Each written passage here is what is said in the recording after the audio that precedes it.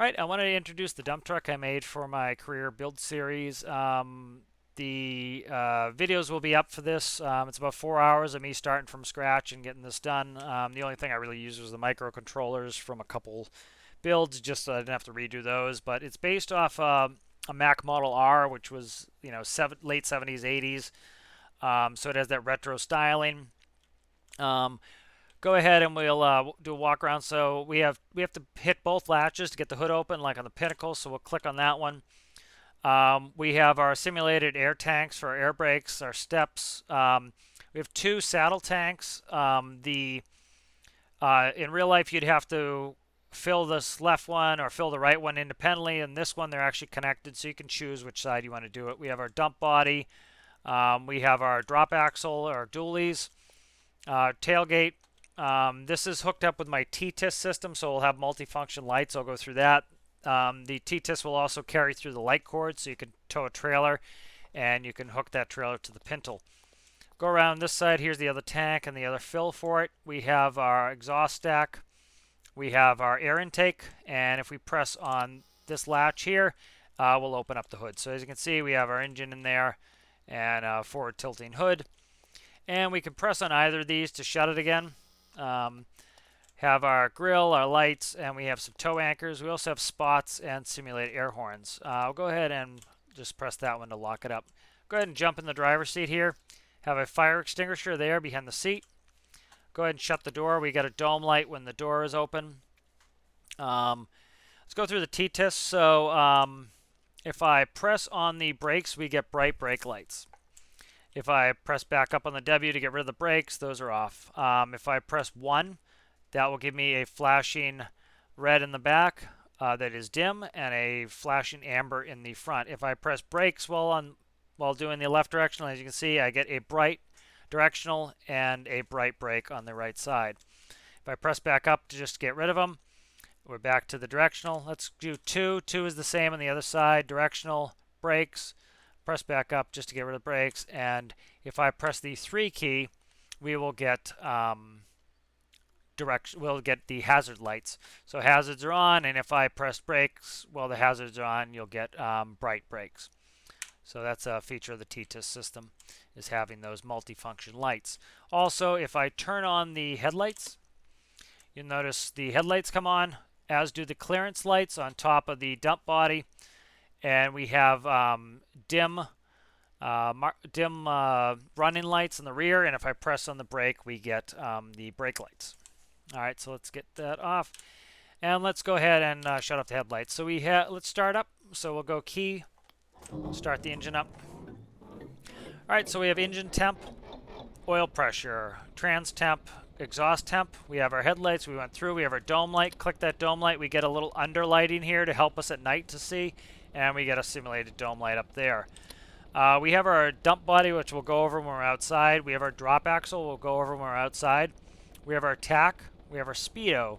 We have a trolley brake, so in case we have a trailer connected, we can use the trolley brake to just activate trailer brakes.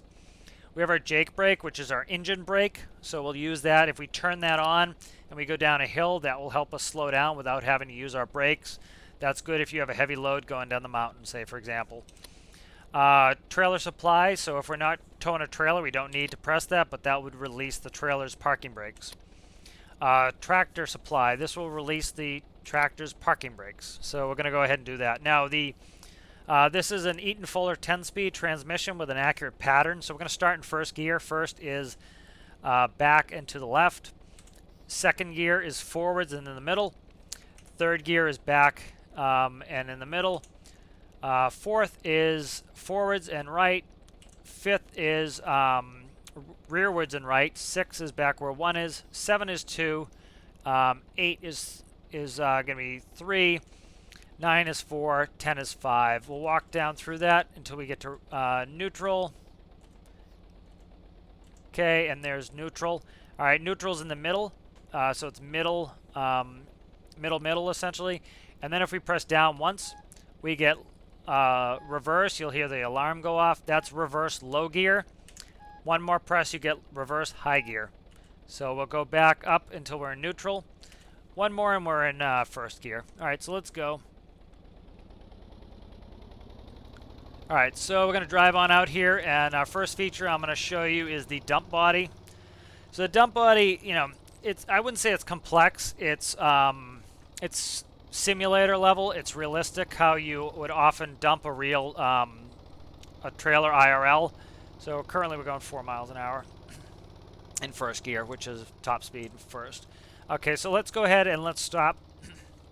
So I'm going to press my down, and I'll set the brakes. So let's read what it says. We have to follow the instructions. So dump body, gear to neutral, switch on above 1,000 K RPM to raise. Okay, so in real life what happens is you have in certain dump trucks, you have a valve, and that valve either lets the oil come out of the pistons and go down into the reservoir, or it opens the valve the other way and allows the oil to go from the hydraulic pump into the pistons to raise the bed. So what you want to do is you want to go neutral, because if you raise the so we're going to go down in neutral. Neutral's in the center. If we need to first we need to turn the valve. That's what the switch does. Switch turns on the valve. We're in neutral. That allows us to rev our engine. And then if we rev our engine above 1,000 RPM, you'll notice the dump bed raises like it would in real life. So I'm holding down, and that's how you would raise a dump bed in real life. All right, as you can see, we're dumping coal. All right, to lower it, it's very simple. All you have to do is do the switch. Now, if you wanted to stop it there, you could shut the switch back off if you wanted. But just flicking the switch off, that simulates opening the valve. The weight of the dump body in real life will close it, because it's allowing the hydraulic fluid to come out of the cylinders. So that's a simulation of the real system. Next thing we'll do is the drop axle. So as you can see, the drop axles are up. Go ahead and press the drop axle down. All right, so that's going to come down. You just want to wait about 10 seconds before you bring them back up. It's just set so that will allow them to lock and not use up electricity. All right, so the drop axles are down. So let's start going here. And we'll just go for a little drive. So I'll kind of take a, so let's put it in first. So I'll kind of walk through the gears. You can kind of see the different speeds of the gears. I won't take the rail. So we're currently going 4 miles an hour in first gear. This is accurate how a real large truck would operate. You know, if you max out your RPM in a gear, it's going to give you a maximum speed. This is accurate, true to life setup. I actually did testing in my real tractor at work, and this is how the speeds are. So these are set up real to life. So first, going to give you 4. Second is 7, as you can see, max 7. Third is going to be 10. And then fourth is 12. All right, fifth is going to be about 15. So as you can see here, by leaving it in speed in a gear, we can actually maintain our speed by just going max throttle here. All right, as you can see, our drop axle is spinning on the ground. All right, we're going to go up a gear, go to 6. 6 is the beginning of our high gearbox. So as you can see, we do a good jump. We go up to 23 miles an hour. So as you can see, let's get going here. We'll this is kind of a steep ridge here, so you'll see how we handle going over that, no problem. All right, next thing we want to do, we'll go up another gear. We'll go to 7. 7 is 28. So as you can see, this gives you really nice speed control, and especially if you're in a big truck, that's why big trucks operate like this, is you need good speed control. Now, I've been driving tractor trailer for 11 years, so this is, you know, I can tell what gear I'm in by the speed I'm going, by the sound of the engine, and that helps you control your speed and your load. So let's get a little bit of speed for this hill. So we're in 8 now. 8 is 37 miles an hour. All right. And right up this hill, no problem, as you can see. So we're not completely full of coal. We did dump some on the ground there. And so we are in off-road terrain here, so we're going to kind of take it easy. I'm going to take this left path. This is a nice big windy road up here going down, and we're going to use the Jake brake. So I'll show you how the Jake brake works. So what the Jake brake does is it's an engine brake, And so when the cylinders come up on their compression stroke, instead of injecting fuel and causing power, the it compresses air, no fuel is injected, and then the valve opens to the exhaust valve, and it allows the compressed air to go out of the exhaust valve. And that essentially turns your engine into a big compressor, which causes resistance on your drive wheels and helps you to slow down. So this allows you to not use your regular service brakes, and it allows you to go down the hill without burning up your brakes. So let's go ahead and let's get bringing down our gears. All right, so that's reverse. That was neutral. Okay, good. So we're in first here. Let's turn on the Jake brake. So the way the Jake brake works, I'll talk about it. If you flip the switch on, if you go below 0.3 throttle, so essentially if you let go of the throttle for a couple seconds, it's going to automatically start activating some of the braking on your drive wheels and help you slow down. So we're going to start in first here. And so let's say we want to go down to 15. Well, we know that fifth gear is 15. So there's 1, there's 2, 3, 4. Actually, let's go in fourth. That's 10 miles an hour. So the Jake brake is on. Let's go in 15. So we're in 5. We'll go maximum of 15. All right. And so now I'm going to take my finger off the W key, and we should slow down automatically. So it's putting brake on for us. So you can see us slowing down here. It's putting brake on for us. So we can just tap with the W key to go down the hill and control our speed. So as you can see, I don't need to tap the brakes at all. The Jake brake is taking over, allowing me just to essentially drive with the tapping the W. So that's how, you know, like I have a hilly route on one of my legs, and so when I'm going down a hill, I'll use the Jake brake so I'm not burning up my regular brakes. And like right now, I haven't tapped the brakes once as we're going down the hill, and as you see, we have good speed control by just using tapping the W key. And so just like in real life, every time you press the accelerator, it shuts the Jake brake off, and so that's what we're doing there.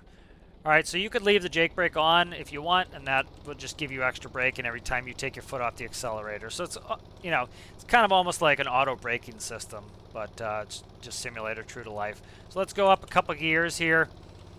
We're in, let's see, we're doing 27. I would say we're in, what are we in?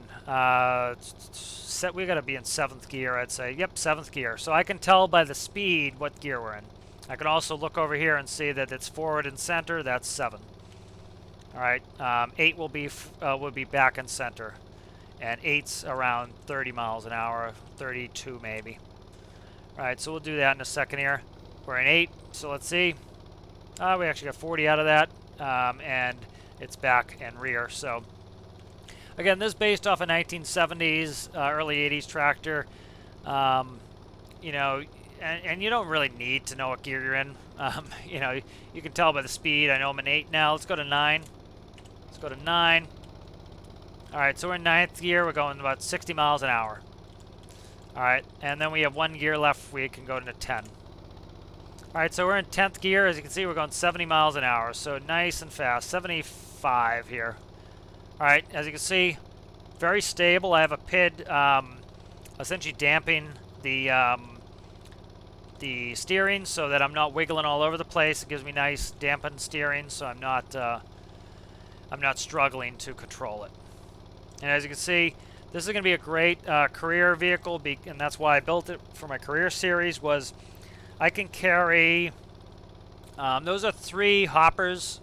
They hold just over 2,000 apiece, so they hold 6,075. This is the total capacity of this dump truck. Let me just take a quick pick while I'm here. This is a nice pick. All right, so this is gonna be a good dump truck for doing career. It's I'm not sure what the cost is. I'll bring it back to the workbench and I'll give you a price on it as well. That way you can kind of see where we're at here price-wise. But it should be very economical. Just almost went off a little bit, but again, that steering is damped by the PID under 45 or over 45 miles an hour, so that will make it so that it's very nice and controllable. Like I can switch from third person to first person. I'm going hard left, hard right, hard left, hard left. you know, and as you can see, it's still very stable. The pit is keeping us nicely controlled. You know, because in real life you'd have a steering wheel and you'd just make very tiny corrections when you're going fast. So, you know, unless you have your steering wheel hooked up to game, it's going to be hard to simulate that. So even with using WS, this is nice and easy. So I still have the Jake brake on. If I took my finger off the W key, it will start to add brakes and help me slow down. So if you have a heavy trailer, that's going to be helpful. All right, so here we go. I'm back on the W key and accelerating again. All right, so we're back up in the 70-mile-an-hour range. So as you can see, we can easily go and crush some coal. So what I say, 6,075. What's the profit? The profit's like $4, I think, from that mountain to Komodo. You know, so you're talking in the range of about $24,000 of profit per run. So that's about the same as taking one container up to the Arctic. You know, in I would say a lot less time. You know, even you'd have to go 10 times the speed probably to make it to the Arctic and back in the amount of time that we could do. Maybe not quite 10, but yeah, probably 10 times because you're gonna have to stop. You're gonna have to pick up the container. We could do, you know, a round trip run here and make 24,000 pretty quickly going 75. And as you see, it went right up the mountain, no problem. Yeah, working well. All right, so you have a couple simulated cubbies. These are just based off of, you know, often you'll have cubbies above head in tractors or dump trucks like this in the cab.